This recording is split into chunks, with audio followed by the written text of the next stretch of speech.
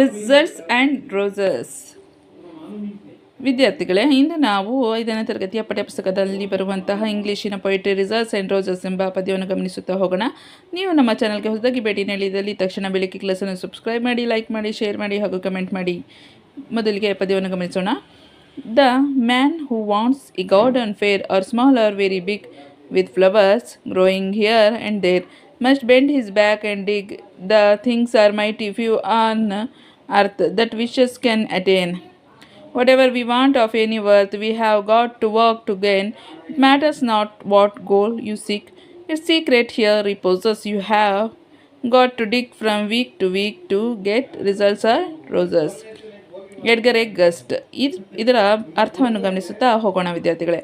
The man who wants a garden fair. ಎಲ್ಲರೂ ಕೂಡ ತಮ್ಮ ಮನೆಯ ಮುಂದೆ ಅಥವಾ ಹಿತ್ತಲಲ್ಲಿ ಒಂದು ಸುಂದರವಾದ ಗಾರ್ಡನನ್ನು create ಮಾಡಿರಲು ಬಯಸ್ತೀರ.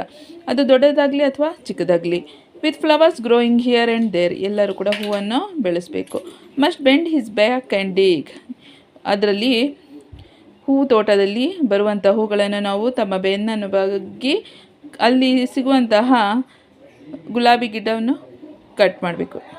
The things are mighty few on earth. The things are mighty few on earth that wishes can attain. Whatever we want of any world, we have got work to gain. ನಾವೆಲ್ಲರೂ ಕೈ ಜೋಡಿಸಿ ಕೆಲಸವನ್ನು ಮಾಡಿದಾಗ ಏನು ಮಾಡ್ಬೋದು?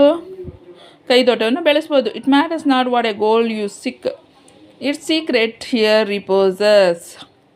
ಇಲ್ಲಿ ಬರುವಂತಹ ನಾವು ಹೂವನ್ನು ಅದನ್ನು ಮಾರಬಹುದು, ಬೆಳೆಸ್ಬೋದು. ಇದರಿಂದ ಸ್ವಚ್ಛಂದವಾದ ಗಾಳಿ ಬರುತ್ತದೆ ಅಲ್ವೇ? You have got to dig from week to week to get results of roses. ಅದಕ್ಕೆ ಗಿಡಕ್ಕೆ ನೀರು ಹಾಕ್ತಾ ಬೆಳೆಸ್ತಾ ಅದರಲ್ಲಿ ಏನು ಬರುತ್ತೆ? ಮಗ್ ಬರುತ್ತೆ. ಅದು ದೊಡ್ಡದಾಗಿ ನಮಗೇನಾಗುತ್ತೆ? ಸಿಗುತ್ತದೆ. ಧನ್ಯವಾದಗಳು. ನೀವು ನಮ್ಮ ಚಾನಲ್ಗೆ ಹೊಸದಾಗಿ ಭೇಟಿ ನೀಡಿದಲ್ಲಿ ತಕ್ಷಣ ಬೆಳಗ್ಗೆ ಕ್ಲಾಸನ್ನು ಸಬ್ಸ್ಕ್ರೈಬ್ ಮಾಡಿ, ಲೈಕ್ ಮಾಡಿ, ಶೇರ್ ಮಾಡಿ, ಕಮೆಂಟ್ ಮಾಡಿ. ಧನ್ಯವಾದಗಳು.